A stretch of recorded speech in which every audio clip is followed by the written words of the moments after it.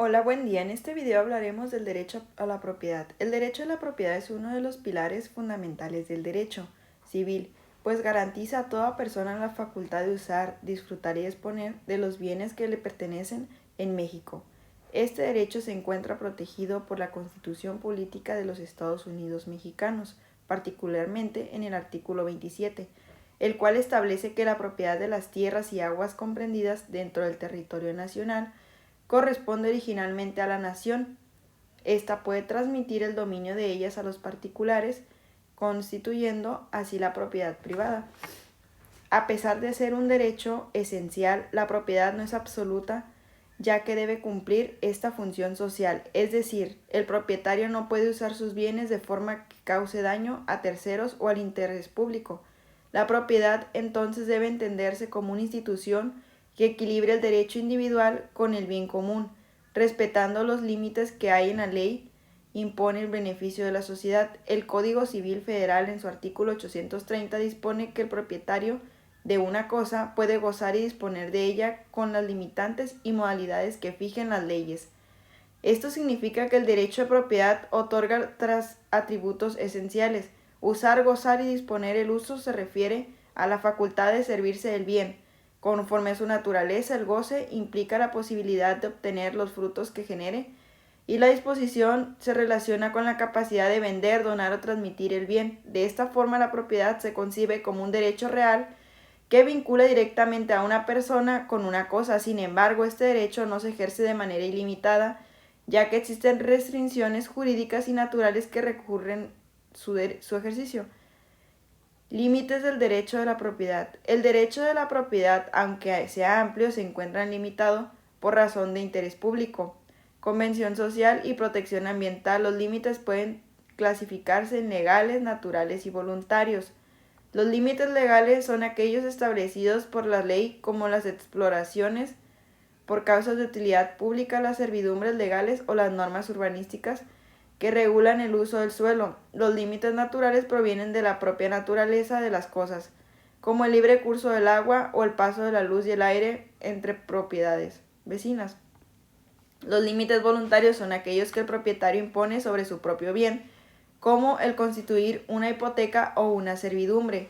El principal general que rige los limitantes a la propiedad lo contiene el artículo 191 del Código Civil Federal, que establece que quien cause daño a esta está obligado a reparar por ello el ejercicio de la propiedad. Debe realizarse sin perjuicio de los derechos ajenos y conforme al principio de no dañar a nadie. En síntesis, la propiedad debe entenderse como un derecho relativo sujeto a los valores de la justicia, equidad y respeto al entorno social y ambiental.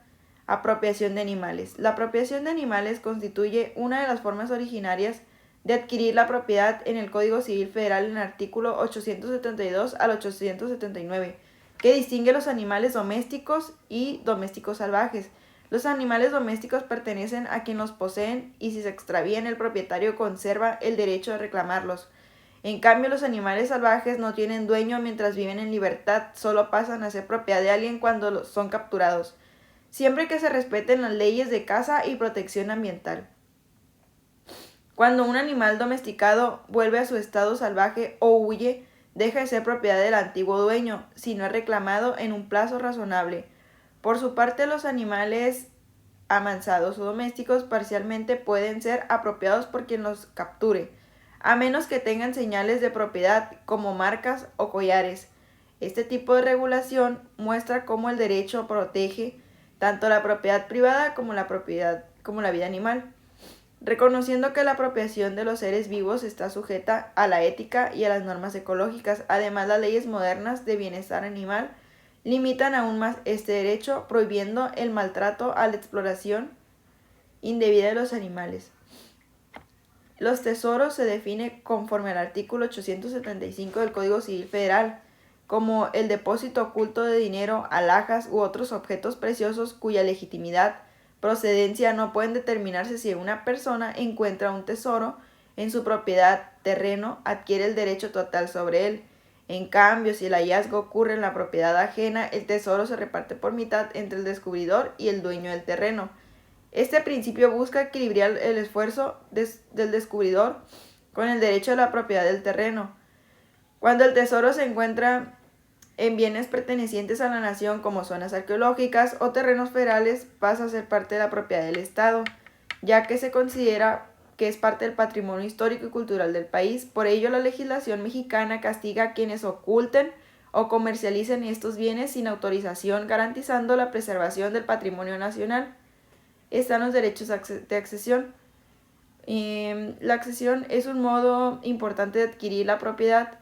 Consiste en que los accesorios se unen a la principal de manera natural o artificial. El artículo 939 del Código Civil Federal establece que el accesorio sigue siendo parte principal, lo que significa que cuando dos cosas se unen, la propiedad de la principal se extiende la accesoria. Existen distintas clases de accesión, pero la más destacada es la incorporación y mezcla. La incorporación ocurre cuando el objeto se une de forma que no puede separarse sin deteriorarse. Por ejemplo, si una persona construye una casa con materiales propios en terreno ajeno, el dueño del terreno adquiere la construcción, pero deberá pagar el valor de los materiales si el constructor actúa de buena fe. La mezcla sucede cuando las cosas pertenecientes a distintos propietarios se combinan o confunden como líquidos, granos o metales. Si la mezcla fue de buena fe, los dueños comparten la nueva propiedad en proporción al valor de sus bienes. Si fue de mala fe, el responsable debe pagar el valor total del mezclado. La accesión busca mantener la equidad entre propietarios y evitar conflictos sobre la titularidad cuando las cosas se combinan o se unen. El dominio de las aguas constituye un tema en gran relevancia dentro del derecho de la propiedad. El artículo 27 de la Constitución dispone que todas las aguas de los ríos, mares, lagos, manantiales y corrientes subterráneas pertenecen originalmente a la nación. Esto significa que las aguas son bienes del dominio público y uso o aprovechamiento solo puede realizarse mediante concesiones otorgadas por el Estado. El propietario de un terreno puede usar las aguas que broten de su propiedad siempre que actúen por su caudal ni los derechos del tercero.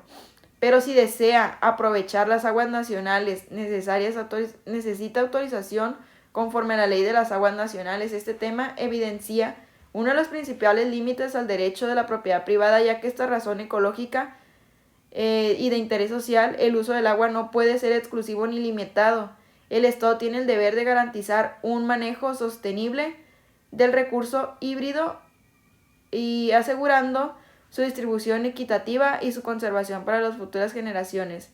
El derecho a propiedad es uno de los más amplios reconociendo por el orden jurídico mexicano, pero también es uno de los más regulados. Su ejercicio implica derechos, pero también responsabilidades frente a la socialidad y medio ambiente.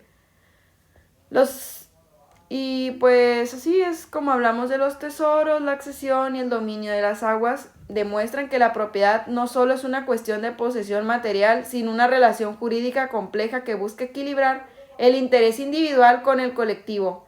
En conclusión, la propiedad cumple una función social, económica y ecológica, y su regulación persigue que el ser humano ejercite sus derechos con respecto a los demás, a la ley, a la naturaleza.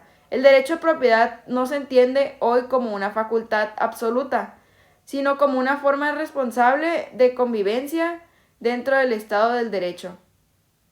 Y pues muchas gracias por ver mi video y esto ha sido todo.